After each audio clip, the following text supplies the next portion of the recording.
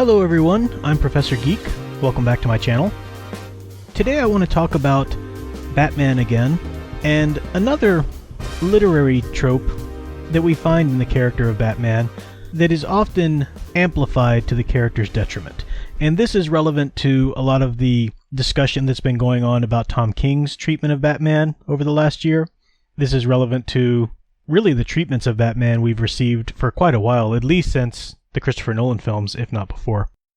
I've talked before about how Batman is a detective in terms of archetypes, and you can see my video on the detective archetype for a thorough explanation of that, and he is.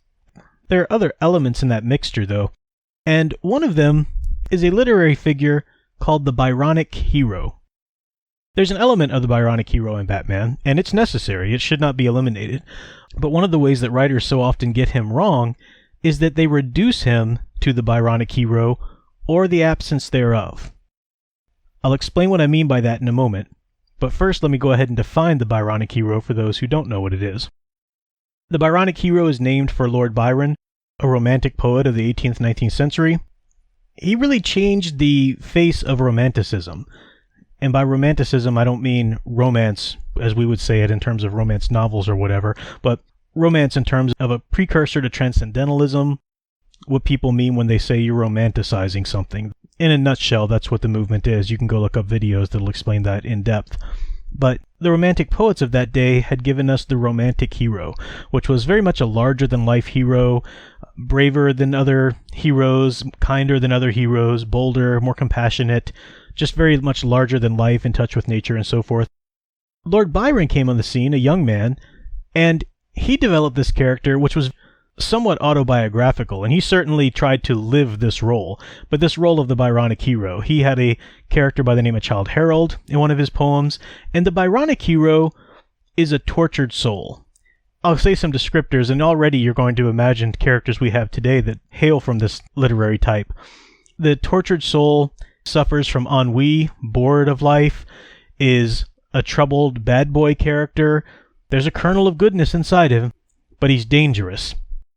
This is very much the James Dean, Twilight vampire type character that we have had in iteration after iteration in Western culture. One of Lord Byron's contemporaries, Lord Macaulay, described the Byronic Hero as a man proud, moody, cynical, with defiance on his brow and misery in his heart. He scorns his kind, is implacable in revenge, yet capable of deep and strong affection. There would be no Lestat, no Punisher, no Dexter, and so forth without the Byronic Hero. Now, I'm going to read that quote again and think about a lot of the popular interpretations of Batman you've seen or read. A man proud, moody, cynical, with defiance on his brow and misery in his heart. He scorns his kind, implacable in revenge, yet capable of deep and strong affection. As I said, there is an element of the Byronic Hero within Batman. He's a young boy who watched his parents murdered, he's driven by that, but you cannot reduce him to the Byronic Hero. This is what far too many storytellers do, whether in writing, whether in film. He's the tortured, driven soul. He's the bad boy. The Byronic Hero is the biggest cliché that no one seems to notice. They maybe noticed it in something like Twilight, because culturally it's acceptable to laugh at that silly middle school level of fiction hero. When tweaked enough and placed in an original spin or an original light, it's okay to use the Byronic Hero, but it's overused, especially today. And it always strikes me as ironic that people who cling to Batman as the coolest, most badass character out there don't realize that often the type of Batman they're clinging to when they describe what the character should be in their eyes is just an incredible cliché. There's nothing cool, badass, or original about that. It's incredibly cliché. Now, I'm not saying at all that Batman is cliché. There are so many things to love about the character of Batman, and so many things that do make him absolutely badass. And a small part of that is the Byronic Hero within him, but you cannot reduce his character to that.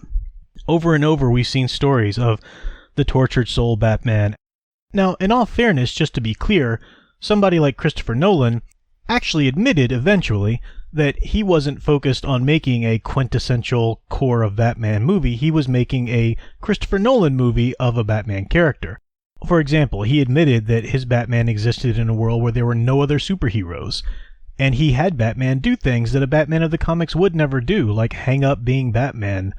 His Batman was very much the Byronic hero, very much the tortured self trying to find identity. That's what Nolan's protagonists do. Look at Memento, look at The Prestige, Inception, and so forth. You have characters trying to figure out who they are, tortured individuals. So he made his own take, and he made some great films for the most part. The problem is that people looked at his treatment of Batman and said, that's the real Batman. That's the core of the character. Everything from here on out needs to be that.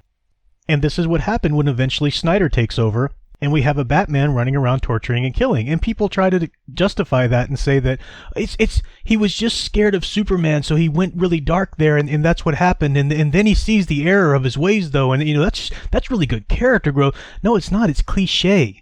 It's done all the time. It's the Byronic hero, front and center, to the detriment of all of the other wonderful attributes of his character that should be on more display. There's nothing original, there's nothing innovative about that. It's cliche. It does the character, the viewer, as well as art in general, an injustice.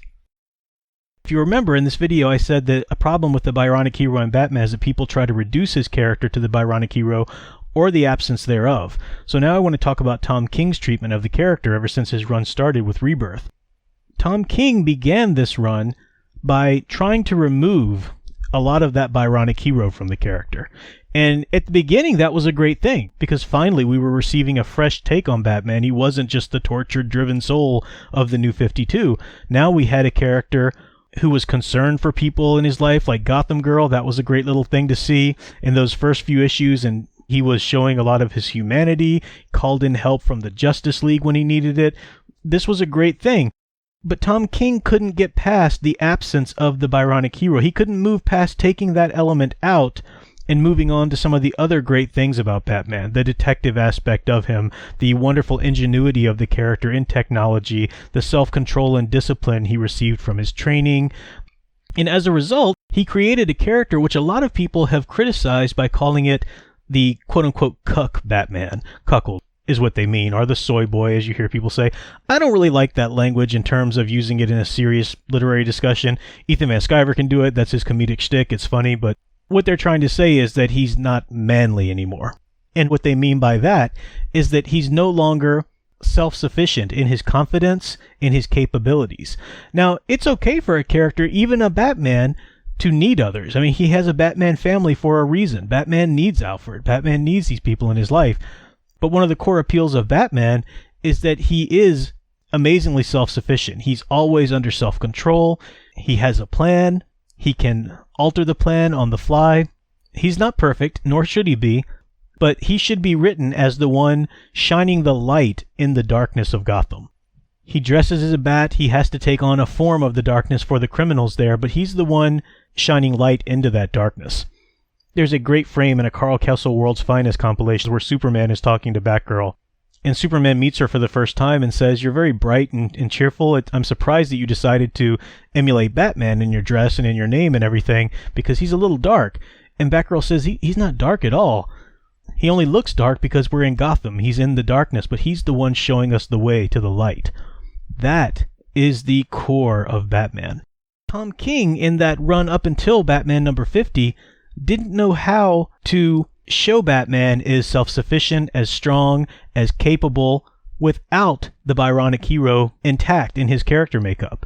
That's what I mean by reducing Batman to the Byronic hero or the absence thereof. So that's what people are responding to when they say, oh, he's cucked out or something like that in that beginning of that run. Now, if you look at the last two issues since the marriage, it's very clear what he's trying to do now. Now he's trying to firmly place back that Byronic hero in place, because now you have a Batman tortured by the loss of Catwoman, and is he becoming too brutal, and oh, he's got to get himself together now and get himself straightened out. This is Byronic hero back in full laser focus again, and that's a problem as well, just as much as dwelling on the absence of it. So hopefully I've made this somewhat clear. Perhaps in a live stream I can answer some questions if there's still some issues to be specified or clarified. But that's the general idea. In the comments section, I would love to know some of your favorite Batman stories that included the Byronic hero aspect of him, sure, but didn't rely on that. Stories that fully fleshed out all of the wonderful aspects in his character makeup without leaning on one too heavily. Let me know that. I will be back with a live stream soon and more videos. Don't forget to like and subscribe. Check out the Patreon, links at the end of the video and in the description. And until next time, keep enjoying and digging deeper into the hero stories you love. Thanks for watching.